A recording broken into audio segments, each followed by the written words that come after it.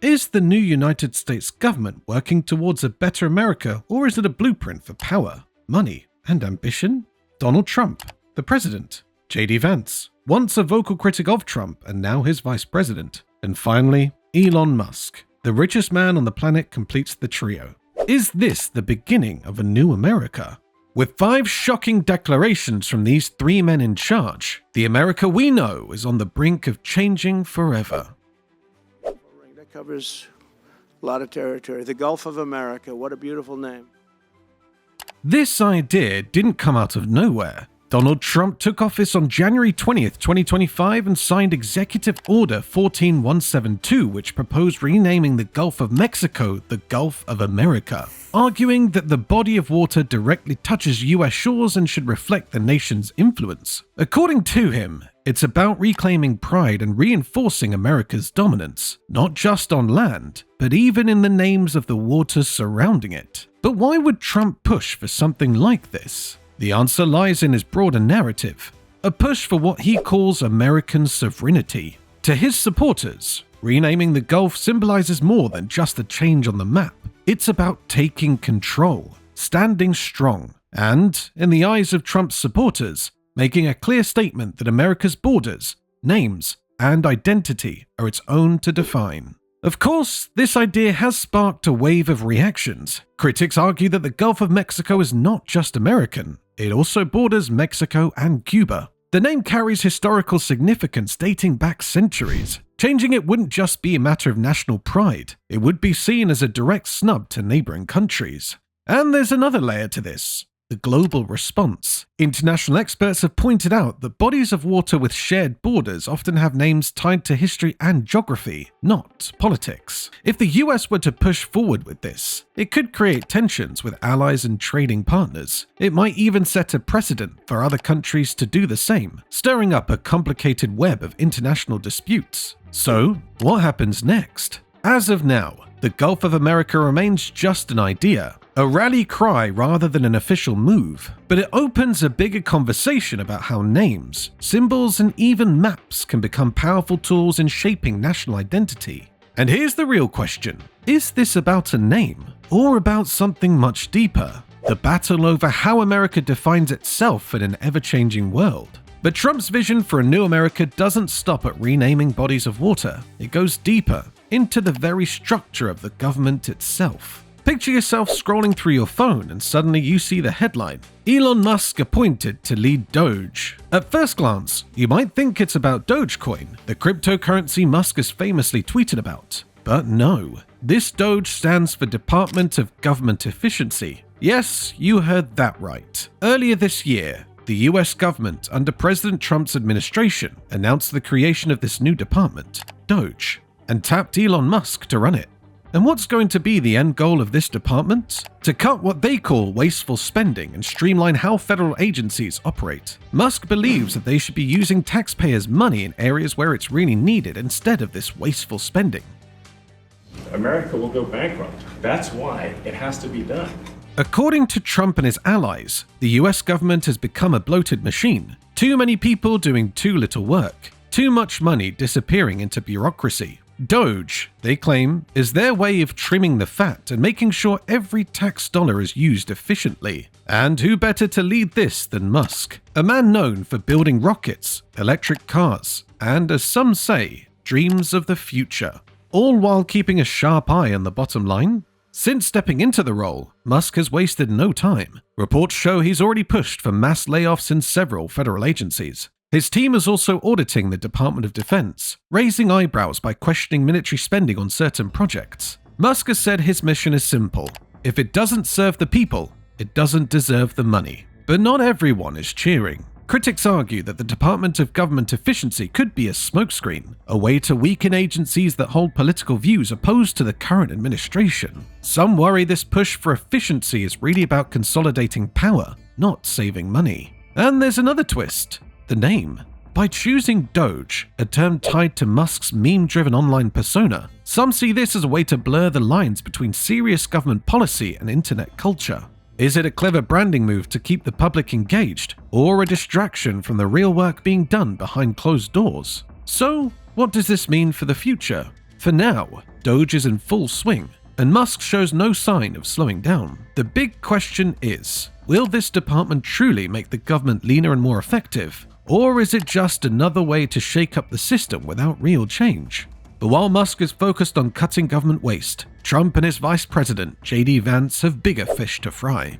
The immigration problem is a matter more pressing than any other in the eyes of Vice President Vance. The greatest threat in Europe, and I'd say it was the greatest threat in the United States until about 30 days ago, is that you've had the leaders of the West decide that they should send millions and millions of unvetted foreign migrants into their countries. That is the biggest threat to Europe. South of the US border, there's a constant influx of people seeking a better life. Now picture a future where this border isn't just reinforced, but also reshaped. Trump and Vance, standing side by side, have promised to crack down on illegal immigration like never before. It's not just talk of securing the border. They're calling for mass deportations, expanding detention centers, even deploying the military to contain what they call an invasion. The message is clear: no exceptions, no leniency. Vance, who once criticized Trump, has now become one of his strongest allies. He says America's future depends on strict immigration control. According to him, unchecked immigration takes jobs, raises crime, and drains resources. He paints a picture of a nation on the brink, overwhelmed and at risk.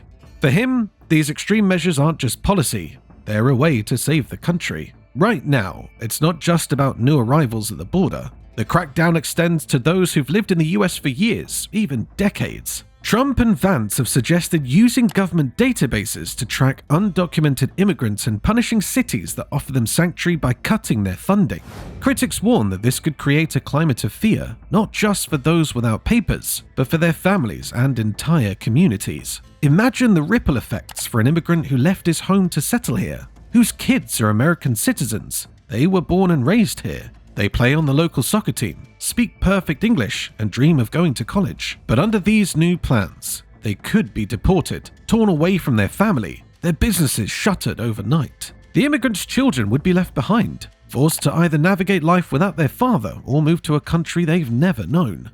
And that's the thing about this situation. It's not just a single person. Families across the US, in cities and rural towns, are facing the same fear. And the fear goes beyond deportation. With the push to track immigrants through government databases, activists warn that cities could start to feel like surveillance zones. Even those with legal status might fear being wrongly detained or questioned. There's also a broader consequence. For generations, America has symbolized hope, a place where hard work and perseverance could build a better future. But these new immigration policies threaten that very ideal. Yet for Trump and Vance, this isn't just about immigration. It's about rallying their supporters. By framing immigration as a national emergency, they tap into an us versus them narrative, one that fuels fear but also solidifies their base. If a new America is in the works, this government has already started laying the groundwork for that. But their vision for a new America doesn't stop at the border, it's creeping into the very foundation of the nation, the judiciary. Trump and Vance have increasingly questioned the authority of the federal courts, painting judges and legal institutions as obstacles to their plans. Trump has openly criticized judges who ruled against his policies, calling them biased and dangerous to democracy. So we're very disappointed with the judges that would make such a ruling, but we have a long way to go. We have to find. Vance has gone even further, suggesting that some federal agencies and courts have too much power that, according to him, stands in the way of what the people want. The most shocking proposal so far? The idea of limiting judicial review, the very mechanism that allows courts to check the actions of the executive and legislative branches. Trump and Vance have hinted at curbing the court's ability to block executive orders, meaning the president could push through policies without fear of being stopped by a judge's ruling. What does this mean for the federal government? For one, it threatens the balance of power, the system of checks and balances that keeps the executive, legislative, and judicial branches in line. If judicial authority is weakened, the president gains more control, tipping the scales dangerously towards authoritarianism. Imagine a future where a president's decisions, from immigration crackdowns to military actions, can't be legally challenged. It would strip the courts of their power to protect constitutional rights. Secondly, there's also the ripple effect on federal agencies. Many policies, like environmental protections, labor laws, and civil rights measures, rely on judicial enforcement. If courts lose the power to review or halt executive actions, agencies could be forced to follow presidential orders, even if they violate established laws. Critics warn that such a shift could erode public trust in the judicial system. If people begin to see courts as powerless or politically controlled, confidence in the rule of law might crumble. Legal decisions won't be what the law allows, but it will simply be what the president says goes. Supporters of Trump and Vance, however, argue that this is about dismantling what they call the deep state, an unelected bureaucratic force they believe undermines the people's will. To them, holding back the judiciary is a way to cut through red tape and push forward the bold reforms they believe America needs. But the question remains, by weakening the courts, are Trump and Vance restoring democracy or unraveling it? And now, their most controversial move yet, ending birthright citizenship. With all of those benefits, it's ridiculous. It's ridiculous. And it has to end. Have you talked about that with counsel? Yeah, I have. Imagine a hospital room in Texas where a baby takes its first breath. The parents, immigrants who crossed the border years ago in search of a better life, hold their newborn with the belief that no matter how hard their journey has been, their child will have the undeniable right to be an American citizen, a promise enshrined in the 14th Amendment of the US Constitution for over 150 years. But under Trump and Vance's latest plan, that promise is at a risk. They are pushing an executive order aimed at ending birthright citizenship for children born to immigrant parents in the US without legal status, and even those on temporary visas. It's a dramatic move that would strip citizenship from babies born on American soil if their parents don't meet the new, stricter requirements. The plan doesn't stop at rewriting the rules. There are reports that the administration could enforce this by withholding critical documents, like passports, from people they deem ineligible for citizenship. This means that children born in the US, children who have never known another home, could suddenly find themselves stateless, unable to prove their citizenship. But there's a massive roadblock: the US Constitution. The 14th Amendment clearly states that all persons born or naturalized in the United States and subject to the jurisdiction thereof are citizens of the United States. For over a century and a half, courts have upheld this principle, reinforcing that birthright citizenship applies to nearly everyone born on US soil. Yet, Trump and Vance argue that this should not be a blanket rule. They claim the amendment has been misinterpreted and that children of undocumented immigrants or temporary visitors should not automatically gain citizenship. Legal challenges are already mounting. Constitutional experts, like Sai Krishna Prakash, have pointed out that such a drastic change cannot be made unilaterally by the president. It will ultimately be decided by the courts. In fact, many critics call this order not only unconstitutional, but a direct attack on fundamental American values. And the fallout could be immense. If Trump enforces this order, mass deportations could extend to those whose citizenship is revoked. Families could be split apart. Children born and raised in the US could face the terrifying prospect of being exiled to countries they've never even visited. So, what does this all mean?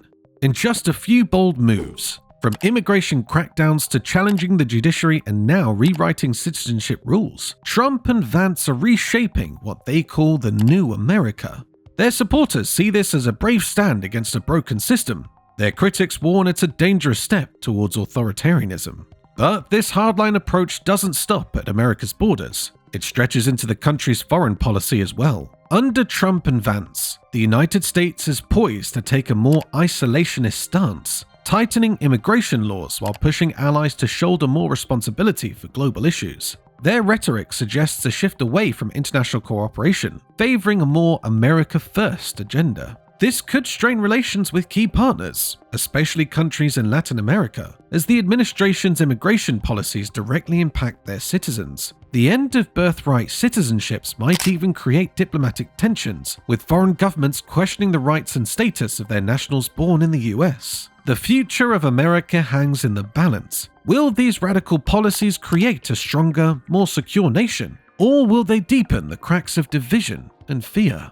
Trump, Vance, and Musk seem determined to steer America down a path of division over the next 4 years. Yet, while some support their hardline measures, there will always be those who stand in opposition, fighting, hoping, and working for a more united America.